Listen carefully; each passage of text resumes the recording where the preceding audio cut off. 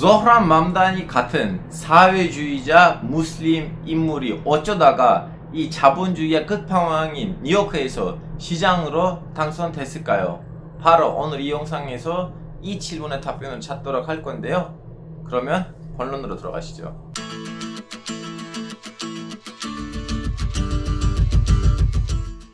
자, 여러분, 또 이렇게 특이한 장소에서 인사를 드립니다. 그리고 우리 본 채널 알파고 지식남편에 내가 오랫동안 이 영상을 안 올렸어요. 왜냐하면 조회수가 안 나와가지고 삐졌습니다.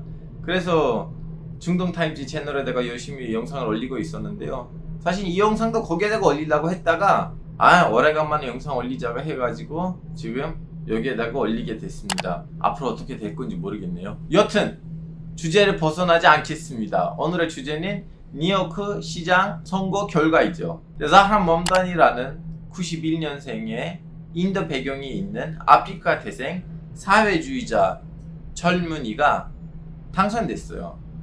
근데 이 당선이랑 관련된 국내 뉴스들을 봤는데 여러분, 솔직히 말하자면 제가 기존 알고 있었던 지식들도 없지 않아 있었을 거 아니에요. 저의 만족을 채우지 않아 가지고 제가 지금 현재 미국에 있는 우리 전직 회사의 망명 기자들이랑 연락을 해가지고 좀 소통을 했고, 그리고 미국 방송들도 좀 봤는데요. 이거는 좀 제대로 소개해야겠다는 생각으로 이 영상을 찍게 됐어요. 안 그러면 저는 이렇게 미국 주제에다가 크게 발을 당기면 안 된다는 걸 알고 있어요. 미국에 대해서 제가 얘기하면 안 되는 사람이라는 거 나도 알고 있어요. 근데 이제 이번 주가 특수한 상황이니까 양해해 주시기를 바랍니다. 여러분, 일단은 우리는 이 당선의 배경을 알려면 맘다니의 가족을 알아야 돼요. 맘다니의 아버지는 우간다에 있었던 인도 계열 분인데, 엄마는 또 인도에서 미국에 왔다가 미국에서 감독으로 활동을 하다가 또 유명한 백인 사진작가랑 결혼했다가 이혼하고 다음에 또 다른 영화를 찍으려고 현지 조사를 하려고 우간다에 가다가 맘다니의 아빠를 만나가지고 재혼을 해요. 이제 거길로부터 우리 맘다니가 태어난 거고, 그래서 지금 맘다니의 자격도 좀 애매모호해요. 지방선거에 출마해도 되는데 엄마가 이미 미국 시민인 상태에서 태어났기 때문에 이거 이민 1세대로 2세대로 구분해야 되는 거 지금 애매모호해요. 오바마 같은 사람이 될 수 있는지 없는지가 지금 물음표인데, 이 질문이 우리의 핵심적인 질문 아니니까 스킵할게요. 결론적으로 이 맘다니의 가족은 여러분 엘리트예요. 아빠는 유명한 교수고 엄마는 유명한 감독이에요. 그 베니스 황금 사자상 있잖아요. 그걸 2002년대 받으셨더라고요. 저도 지금 생각을 해보니까 기억이 났어요. 왜냐면 예전에 김기덕 감독에 대해서 기사를 쓸 때 예전에 누구누구 이 상을 땄는지를 확인했을 때 그때 무슨 여자가 있네? 왜냐면 여자는 잘 없고 더군다나 이렇게 인도계 사람도 없다 보니까 그때 이름을 제가 처음으로 접했었어요. 그래서 이 사람이 단순히 이민자로서 이렇게 너무 어려운 상황 속에서 뉴요크에 왔다가 열심히 이렇게 해서 올라간 사람 아니고 이미 가족이 조금 잘 돼 있는 가족이에요. 그리고 여러분, 한국에서는 이 맘다니 가족을 너무 이렇게 이슬람으로 보장이 되는데, 제 보기에는 이슬람보다는 사회주의를 조금 더 앞에다가 넣어야 돼요. 왜냐하면 조흐란 맘다니의 풀네임은 조흐란 맘다니 아니에요. 조흐란 크메 맘다니예요. 아버지가 자기 아들한테 한때 가나를 이제 영국으로부터 독립시켜가지고 모든 아프리카에 있는 이 진보 계열 조직들한테 하나의 희망, 영웅이 됐던 누크루메 카메 대통령이 있거든요.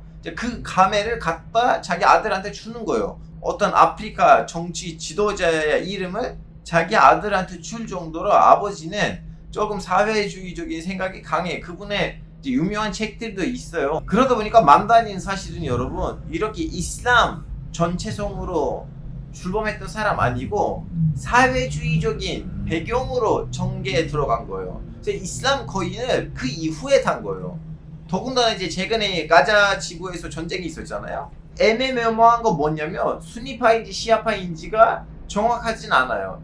이분의 아버지의 고향이 인도에서 시아파 애들이 살았던 동네이니까, 그리고 이 설에 따르자면 2019년에 트위터에서 나는 시아파라는 트윗을 날린 적이 있다는 썰이 있는데, 이제 이 두 가지 지식을 가지고 이 사람이 시아파 아닌가라는 말이 있는데, 근데 맘다니는 나는 시아파다 순니파다라고 해가지고 공식적으로 아직 무슨 말을 하진 않았기 때문에 좀 이분 애초부터는 종교 카드를 잘 안 꺼내려고 하는 모습이 없지 않아 있었어요. 근데 이제 최근에 와서 사람들이 너 무슬림이야라고 하면 나는 무슬림이고 난 아프리카 대생이고 나는 사회주의를 어느 정도 지향하는 사람이고 그것 때문에 미안하지는 않는다, 뭐 이런 식으로 세게 나왔어요.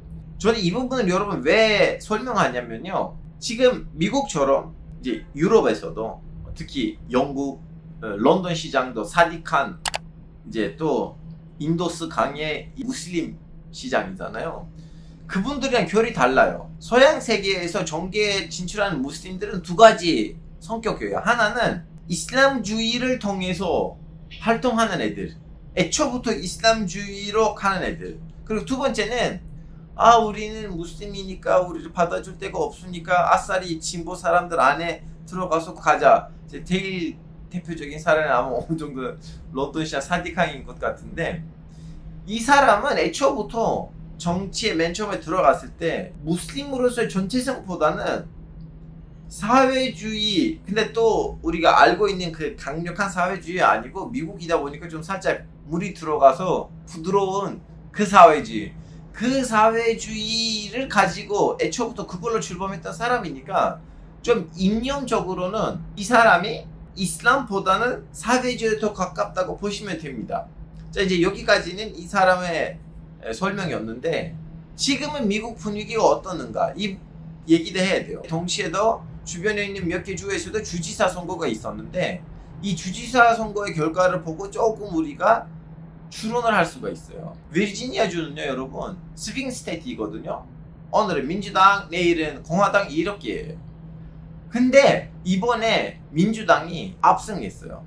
이제 주지사는 아비게일이라는 누나인데, 그 누나랑 같이 출마했던 이모도 역시 인도계의 무슬림 누나예요. 하시나 가잘리인가? 하여튼 기억하지 못하는데, 조금 미국에서는 최근에 와서 경제적인 이유 때문에 트럼프 정권에 대해서 실망들이 없지 않아 있는 거예요.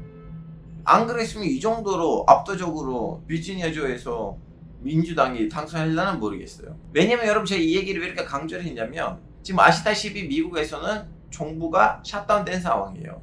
공화당, 즉슨 트럼프 정부를 협상 테이블에 끌어당기려고 민주당이 그 예산이랑 관련된 거를 지금 손을 안 대고 있으니까 샷다운 됐잖아요.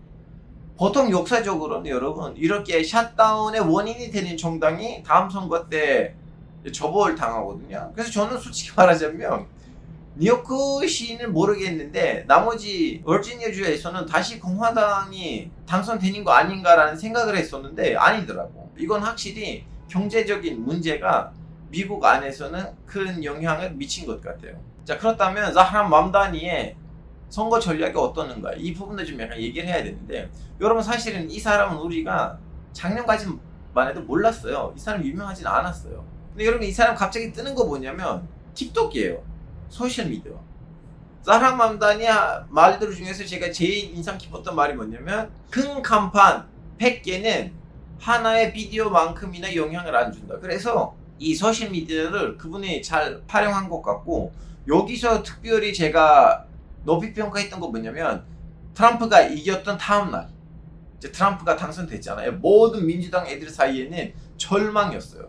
우리가 망했어, 이제 앞으로 어떻게 될 거냐. 이 사람이 다음날 나가서 왜 트럼프를 찍으셨어요? 어떤 거 끌리셨어요? 이렇게 해가지고 트럼프를 찍었던 사람들은 인터뷰를 했거든요. 여러분 제 보기엔 이거는 너무나 연기가 필요한 행동이었어요. 왜냐하면 결론적으로 하나의 패배가 있는데, 이 패배를 인정하고 반성하는 모습을 보여주는 그 누구도 없을 때는 이 사람이 가서 그걸 보여준 거예요. 그래, 우리는 이것 때문에 패배한 거야. 가서 국민한테 물어봐야 돼. 너 우리를 왜 안 찍었어? 저한테 좀 얘기해 주세요. 여러분 이것이 정치에 있어서는 너무 단순해 보이지만 사실 엄청나게 연기가 필요한 일이거든요.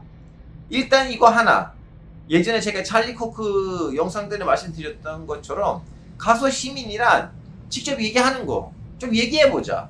나를 싫어해도 한번 얘기해보자. 이거는 너무 중요했고, 두 번째는 여러분, 이제 이 사람이 사회주의 프레임이 너무 씌워져가지고 사실 처음에는 희망도 없었어요. 근데 이 사람이 선거운동을 했을 때 사회주의 이 얘기를 하진 않았어요. 아니면 사회주의의 이론들, 이념들 말하진 않았어요. 사회주의, 그래서 나 이렇게 하겠다라는 그 하겠다라는 부분을 많이 얘기했어요. 예를 들면 뉴요크에서는 물가가 너무 비싸요. 아기 돌보미도 필요해요. 그리고 이동해야 되는데 교통비가 너무 비싸요. 그리고 집세가 너무 비싸요. 여러분 나를 당선해 주시면 내가 교통비를 무료로 하겠습니다. 그래서 사람들 보기에는 이 정도는 받아들일 만한데, 여러분 저는 선거 결과들을 봤는데요. 자기 차가 없고 교통수단으로 움직이는 사람들 사이에는 압도적으로 투표를 가지고 간 거예요, 이 사람이. 그리고 언어를 많이 사용했어요. 인도 말로도 영상 찍고 스페인어로도 영상 찍고, 그리고 자기랑 다른 종교들, 시크교, 인도교 애들, 그리고 진보적인 기독교 단체들 다 가서 방문했어요. 나는 니네들을 존경하고 사랑하는 사람이에요. 내가 무슬림이라고 해서 니네들이랑 다른 교류라고 보지는 않습니다. 그리고 마지막 날도 게이 바를 갔어요. 거기서 DJ 활동됐어요. 솔직히 말하자면 이 정도는 좀 약간 포퓰리즘이에요. 왜냐하면 모든 부톤들을 이렇게 누르는 느낌이거든요. 근데 못 꼈어요. 그리고 여러분, 이 소셜미디어를 통해서 이 사람이 젊은이들을 잘 잡아놨어요. 지금 뉴요크시에서 지방선거 투표율이 아마 최근에 와서 제일 압도적으로 나올 것 같아요. 자, 그러면 이걸 보고 미국 민주당에서 뭐가 변할 것인가? 여러분, 사실은 이 뉴요크시에 있었던 이 승리가 약이 될 수도 있고 독이 될 수도 있어요. 왜냐면요, 여러분, 뉴요크는 서울 아니에요. 뉴요크는 이스탄불 아니에요. 뉴요크에서 이긴다고 해서 미국에서 이기는 거 아니에요. 뉴요크는 진짜 미국에서 특이한 동네예요. 뉴요크 중심으로 미국을 위반하면 안 돼요. 그래서 이렇게 포퓰리즘으로 테네 해가지고 민주당 안에 있는 조금 급진 진보 세력이 민주당 안에서 주도권을 잡아가지고 다음 선거 때 그렇게 가면 크게 패배할 수도 있어요. 여러분, 미국 남부에 있는 민주당 애들이 미국 북부에 있는 공화당 애들보다 더 보수적이거든요. 그래서 제 보기에는 이념적으로 내용보다는 선거 전략에 있어서는, 특히 소셜미디어에 있어서는 조금 모방을 하면 민주당한테 도움이 되지 솔직히는 모르겠어요. 근데 이것보다 더 큰 문제는 지금 맘다니가 기다리고 있어요. 이렇게 공약들 내세웠는데 그걸 다 먹힐 것인가? 예를 들면 교통비용 무료? 이거는 뭐 가능한데 임대료 멈추게 하게끔 하려고 했는데 그거 될 것인가? 그리고 또 무슨 20만 아파트 프로젝트가 있는데 그것도 모르겠어요. 맘다니게 내세웠던 이 공약들 중에서 한 7, 80% 정도는 지키지 못하면 진짜 엄청난 큰 실망이 아마 있을 거예요. 하여튼 여러분, 제 영상이 여기까지이고요. 마음에 들으셨다면 부탁드려요. 좀 댓글 달아주세요. 다음 영상에서 봬요. 안녕히 계세요.